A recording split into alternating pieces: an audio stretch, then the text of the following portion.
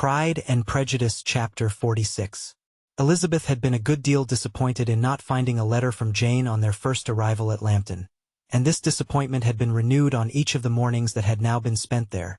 But on the third her repining was over, and her sister justified by the receipt of 2 letters from her at once, on one of which was marked that it had been missent elsewhere.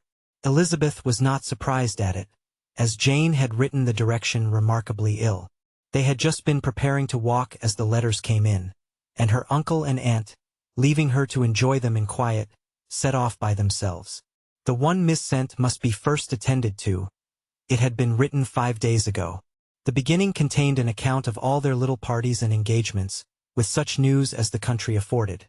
But the latter half, which was dated a day later, and written in evident agitation, gave more important intelligence.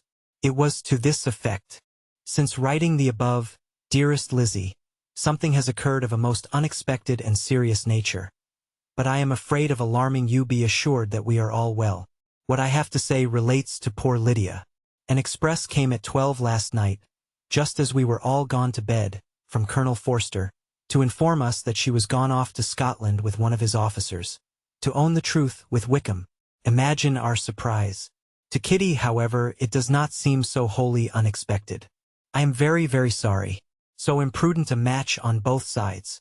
But I am willing to hope the best, and that his character has been misunderstood. Thoughtless and indiscreet, I can easily believe him, but this step, and let us rejoice over it, marks nothing bad at heart. His choice is disinterested at least, for he must know my father can give her nothing. Our poor mother is sadly grieved. My father bears it better. How thankful am I that we never let them know what has been said against him. We must forget it ourselves. They were off Saturday night about 12, as is conjectured, but were not missed till yesterday morning at 8. The express was sent off directly. My dear Lizzie, they must have passed within 10 miles of us. Colonel Forster gives us reason to expect him here soon. Lydia left a few lines for his wife, informing her of their intention. I must conclude, for I cannot be long from my poor mother. I am afraid you will not be able to make it out, but I hardly know what I have written." Without allowing herself time for consideration, and scarcely knowing what she felt, Elizabeth, on finishing this letter, instantly seized the other, and opening it with the utmost impatience, read as follows.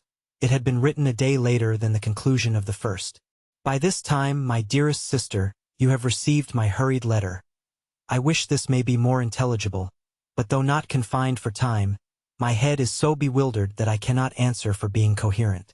Dearest Lizzie, I hardly know what I would write, but I have bad news for you, and it cannot be delayed. Imprudent as a marriage between Mr. Wickham and our poor Lydia would be, we are now anxious to be assured it has taken place, for there is but too much reason to fear they are not gone to Scotland. Colonel Forster came yesterday, having left Brighton the day before, not many hours after the express. Though Lydia's short letter to Mrs. F. gave them to understand that they were going to Gretna Green, something was dropped by Denny expressing his belief that W. never intended to go there, or to marry Lydia at all, which was repeated to Colonel F., who, instantly taking the alarm, set off from B., intending to trace their route. He did trace them easily to Clapham, but no farther, for on entering that place, they removed into a hackney coach, and dismissed the chaise that brought them from Epsom. All that is known after this is, that they were seen to continue the London road. I know not what to think. After making every possible inquiry on that side London, Colonel F. came on into Hertfordshire, anxiously renewing them at all the turnpikes, and at the inns in Barnet and Hatfield, but without any success. No such people had been seen to pass through. With the kindest concern he came on to Longbourn, and broke his apprehensions to us in a manner most creditable to his heart. I am sincerely grieved for him and Mrs. F., but no one can throw any blame on them. Our distress, my dear Lizzie, is very great. My father and mother believe the worst, but I cannot think so ill of him. Many circumstances might make it more eligible for them to be married privately in town than to pursue their first plan, and even if he could form such a design against a young woman of Lydia's connections, which is not likely, can I suppose her so lost to everything? Impossible. I grieve to find, however, that Colonel F. is not disposed to depend upon their marriage. He shook his head when I expressed my hopes, and said he feared W. was not a man to be trusted. My poor mother is really ill and keeps her room. Could she exert herself, it would be better, but this is not to be expected. And as to my father, I never in my life saw him so affected. Poor Kitty has anger for having concealed their attachment. But as it was a matter of confidence, one cannot wonder. I am truly glad, dearest Lizzie, that you have been spared something of these distressing scenes. But now, as the first shock is over, shall I own that I long for your return? I am not so selfish, however, as to press for it, if inconvenient. Adieu. I take up my pen again to do what I have just told you I would not. But circumstances are such that I cannot help earnestly begging you all to come here as soon as possible. I know my dear uncle and aunt so well that I am not afraid of requesting it, though I have still something more to ask of the former. My father is going to London with Colonel Forster instantly to try to discover her. What he means to do, I am sure I know not, but his excessive distress will not allow him to pursue any measure in the best and safest way, and Colonel Forster is obliged to be at Brighton again tomorrow evening. In such an exigence my uncle's advice and assistance would be everything in the world. He will immediately comprehend what I must feel, and I rely upon his goodness. Oh, where's my uncle? Cried Elizabeth, darting from her seat as she finished the letter, in eagerness to follow him, without losing a moment of the time so precious. But as she reached the door, it was opened by a servant and Mr. Darcy appeared. Her pale face and impetuous manner made him start, and before he could recover himself enough to speak, she, in whose mind every idea was superseded by Lydia's situation, hastily exclaimed, "I beg your pardon, but I must leave you. I must find Mr. Gardiner this moment on business that cannot be delayed. I have not an instant to lose." "Good God! What is the matter?" cried he, with more feeling than politeness. Then recollecting himself, "I will not detain you a minute, but let me or let the servant go after Mr. and Mrs. Gardiner. You are not well enough. You cannot go yourself." Elizabeth hesitated, but her knees trembled under her, and she felt how little would be gained by her attempting to pursue them. Calling back the servant, therefore, she commissioned him, though in so breathless an accent as made her almost unintelligible, to fetch his master and mistress home instantly. On his quitting the room, she sat down, unable to support herself, and looking so miserably ill, that it was impossible for Darcy to leave her, or to refrain from saying, in a tone of gentleness and commiseration, "Let me call your maid. Is there nothing you could take to give you present relief? A glass of wine. Shall I get you one? You are very ill." "No, I thank you," she replied, endeavoring to recover herself. "There is nothing the matter with me. I am quite well. I am only distressed by some dreadful news which I have just received from Longbourn." She burst into tears as she alluded to it, and for a few minutes could not speak another word. Darcy, in wretched suspense, could only say something indistinctly of his concern, and observe her in compassionate silence. At length she spoke again. "I have just had a letter from Jane with such dreadful news. Cannot be concealed from anyone. My youngest sister has left all her friends, has eloped, has thrown herself into the power of Mr. Wickham. They are gone off together from Brighton. You know him too well to doubt the rest. She has no money, no connections, nothing that can tempt him to she is lost forever." Darcy was fixed in astonishment. "When I consider," she added in a yet more agitated voice, "that I might have prevented it, I who knew what he was. Had I but explained some part of it, only some part of what I learnt, to my own family. Had his character been known, this could not have happened. But it is all too late now. I am grieved, indeed," cried Darcy. "Grieved, shocked. But is it certain, absolutely certain?" "Oh, yes. They left Brighton together on Sunday night, and were traced almost to London, but not beyond. They are certainly not gone to Scotland." "And what has been done, what has been attempted, to recover her?" "My father has gone to London, and Jane has written to beg my uncle's immediate assistance, and we shall be off, I hope, in half an hour. But nothing can be done. I know very well that nothing can be done. How is such a man to be worked on? How are they even to be discovered? I have not the smallest hope. It is every way horrible." Darcy shook his head in silent acquiescence. When my eyes were opened to his real character, oh, had I known what I ought, what I dared to do, but I knew not I was afraid of doing too much. Wretched, wretched mistake. Darcy made no answer. He seemed scarcely to hear her, and was walking up and down the room in earnest meditation. His brow contracted, his air gloomy. Elizabeth soon observed and instantly understood it. Her power was sinking. Everything must sink under such a proof of family weakness, such an assurance of the deepest disgrace. She could neither wonder nor condemn, but the belief of his self-conquest brought nothing consolatory to her bosom, afforded no palliation of her distress. It was, on the contrary, exactly calculated to make her understand her own wishes, and never had she so honestly felt that she could have loved him, as now, when all love must be vain. But self, though it would intrude, could not engross her.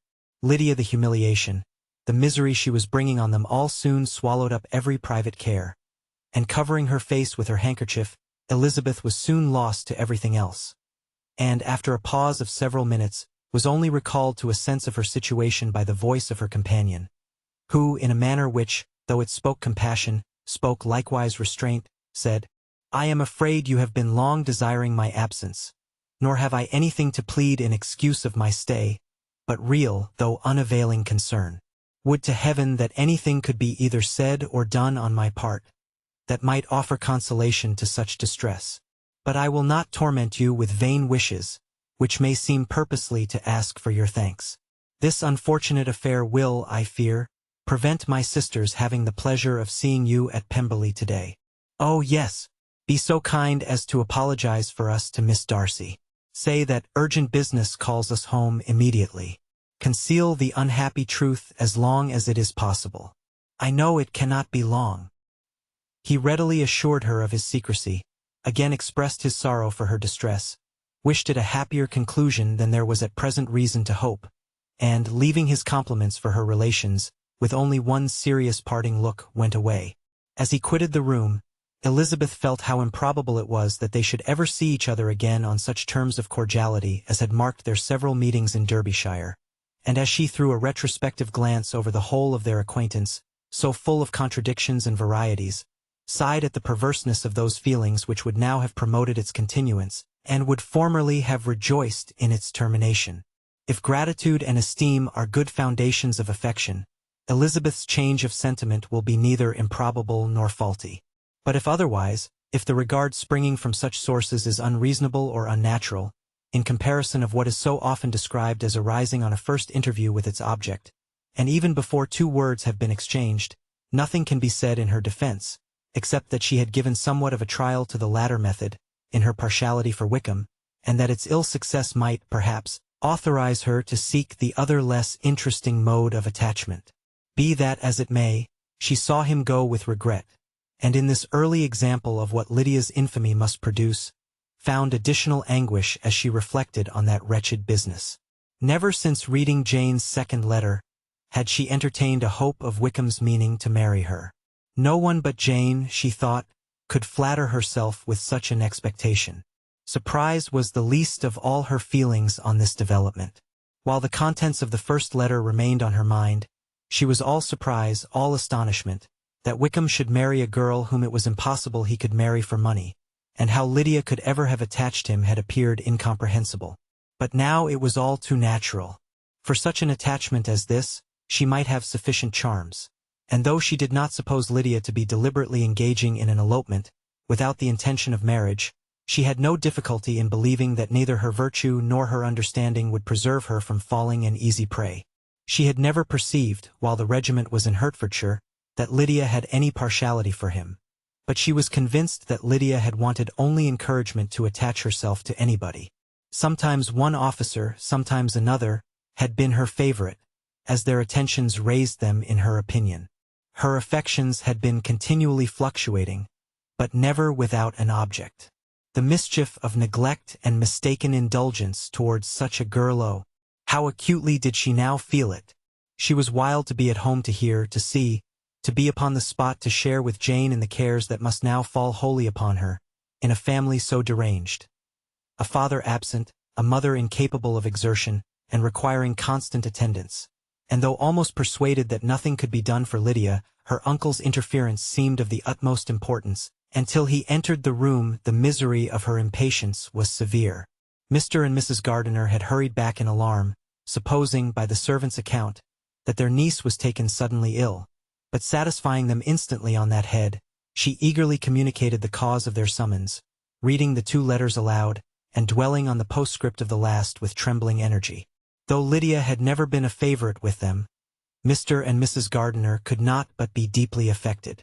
Not Lydia only, but all were concerned in it, and after the first exclamations of surprise and horror, Mr. Gardiner readily promised every assistance in his power. Elizabeth, though expecting no less, thanked him with tears of gratitude, and all 3 being actuated by one spirit, everything relating to their journey was speedily settled. They were to be off as soon as possible. "But what is to be done about Pemberley?" cried Mrs. Gardiner. "John told us Mr. Darcy was here when you sent for us. Was it so?"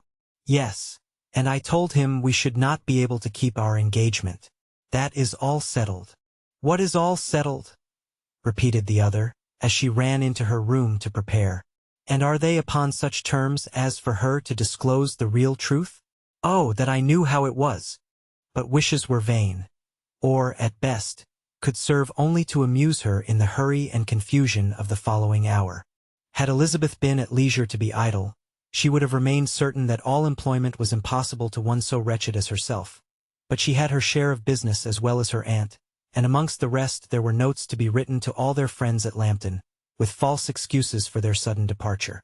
An hour, however, saw the whole completed, and Mr. Gardiner, meanwhile, having settled his account at the inn, nothing remained to be done but to go, and Elizabeth, after all the misery of the morning, found herself, in a shorter space of time than she could have supposed, seated in the carriage and on the road to Longbourn.